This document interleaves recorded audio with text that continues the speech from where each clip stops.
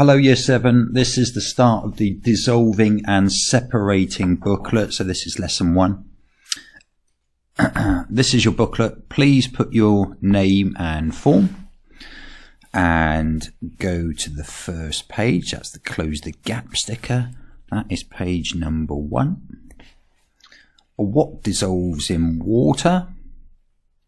That'll be page number 2. And can you keep on going now to the end of the book? Right, so what we're going to do is have a look at a couple of substances and do they dissolve in water? And so let's have a look at some sand and some salt.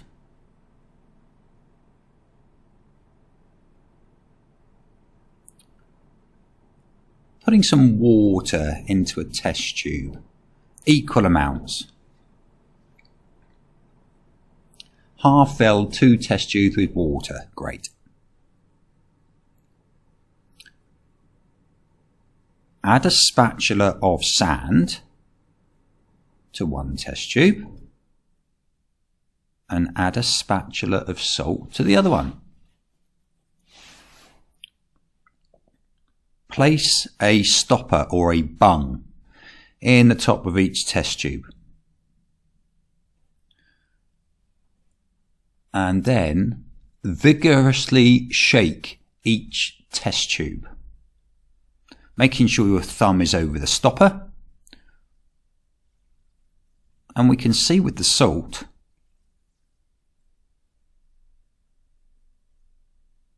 we're not going to say it's disappeared, we're going to say it has dissolved. The salt has dissolved.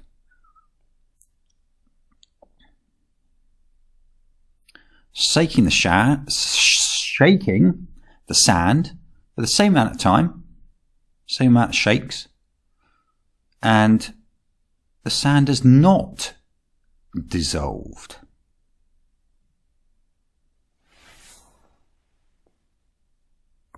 Right then, let's fill in these gaps. The salt seems to disappear in the water. We say it has dissolved. That goes in there. Things which dissolve in water are said to be soluble. Soluble goes in here.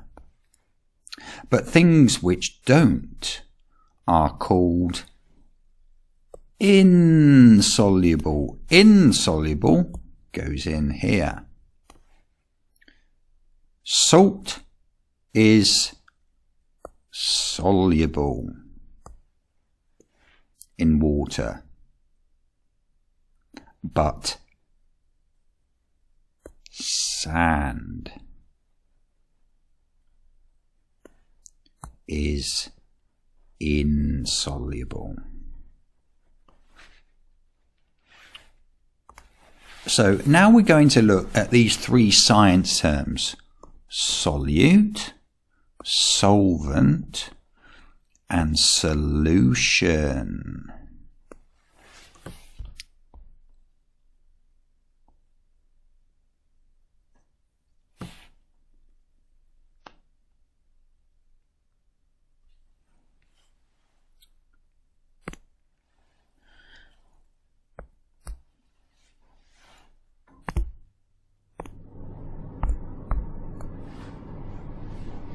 Okay,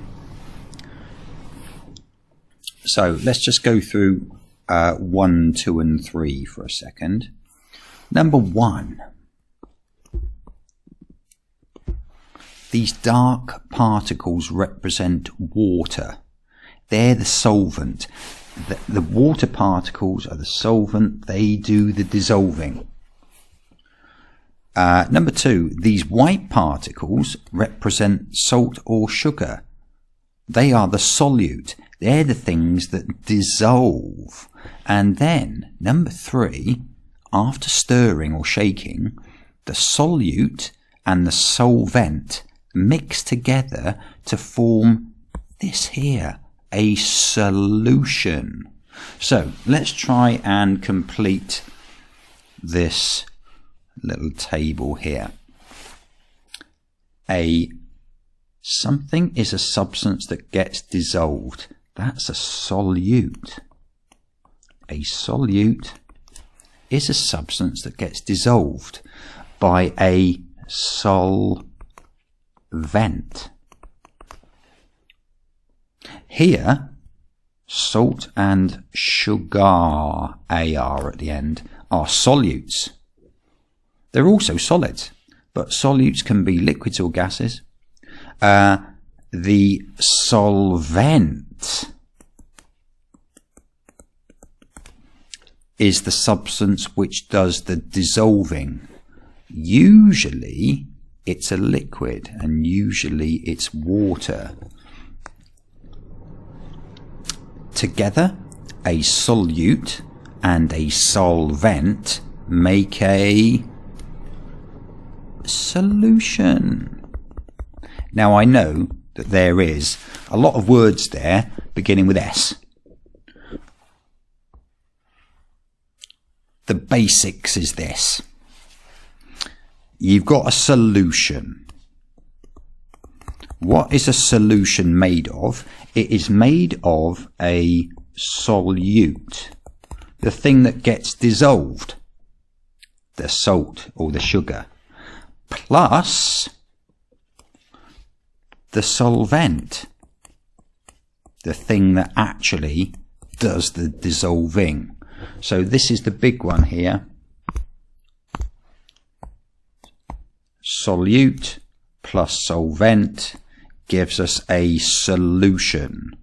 So I'm going to go back to the beginning again. Salt plus water gives us salty water. Now we're going to go on to a nice little practical,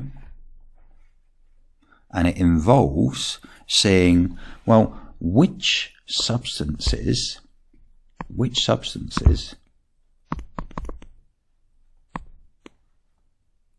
are the best at dissolving and which ones hardly dissolve at all. They'll be totally insoluble.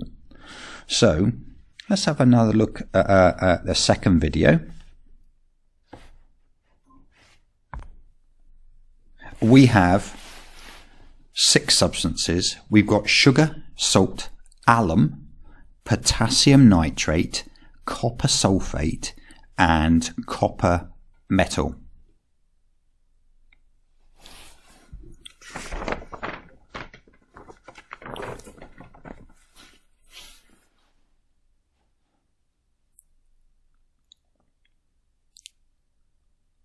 We're going to add 10 centimeters cubed of water into a test tube.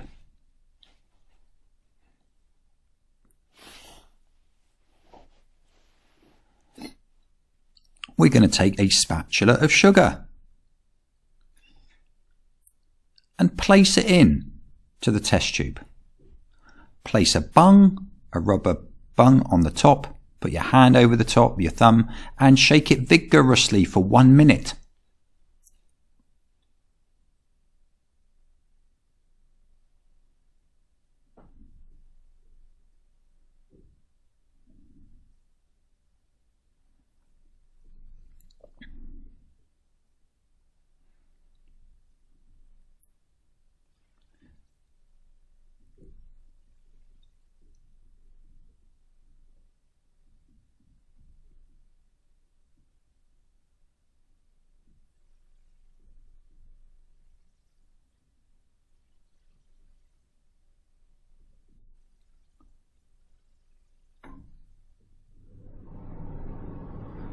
Now it appears to have all dissolved. So what do? We repeat the experiment again. This is the second spatula full.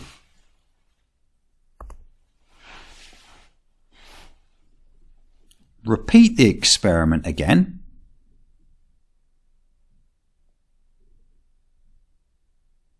shaking the mixture for 1 minute. And one of two things is going to happen. Either it's all going to dissolve, and so we repeat the experiment again and again and again and again, or we get to a stage where no more of the sugar, or whatever the substance is, dissolves. At that stage, we stop.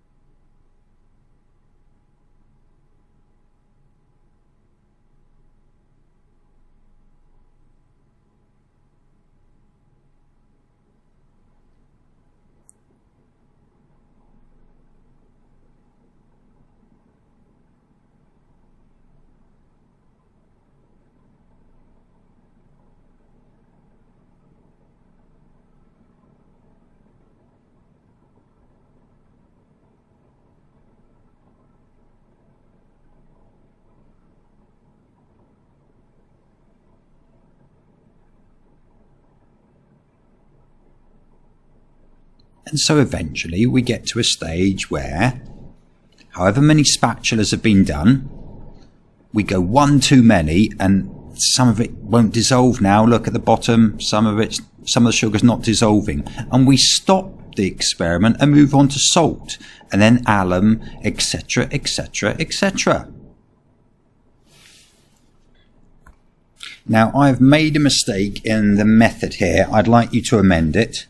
So number 5, if the substance has dissolved, then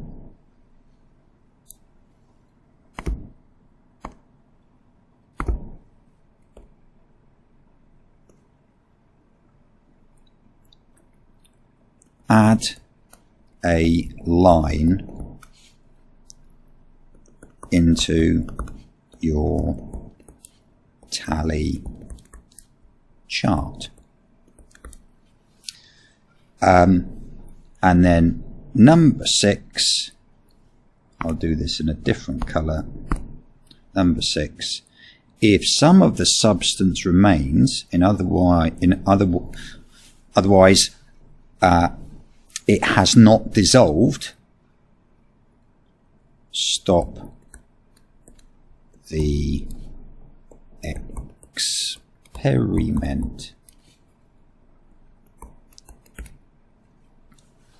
So, let us add in some results. The results for X are shown here. So basically what it's showing is, for whatever substance X is, we've had 1, 2, 3, 4, 5, 6, 7 spatulas completely dissolved. On the 8th spatula, the 8th spoonful, no more dissolved. So the total number of spatulas that dissolved was 7. So what I'd like us to do is add in the information into this table. Sugar, potassium nitrate, salt, copper sulfate, alum, and copper metal. Now, the sugar is very good at dissolving in water. 1, 2, 3, 4, 5 bar gate, 6, 7, 8.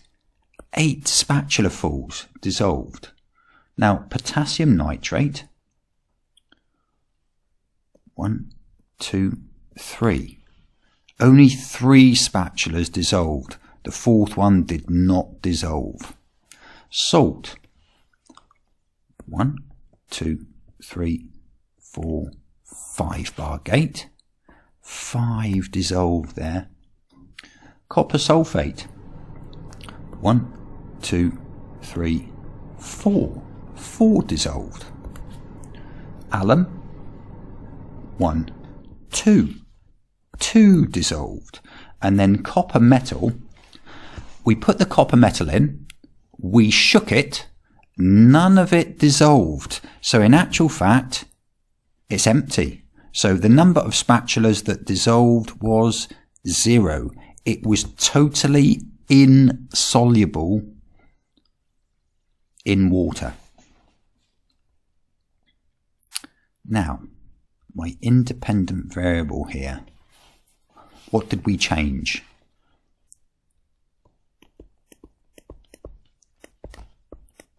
The substance.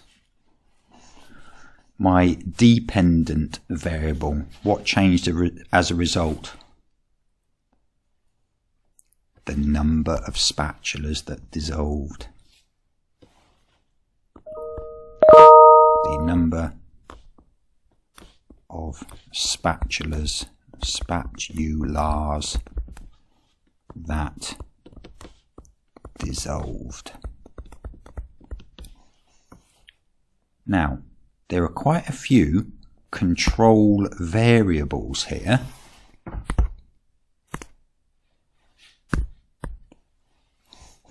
The volume of water we kept the same in centimetres cubed. The shake time was always 1 minute.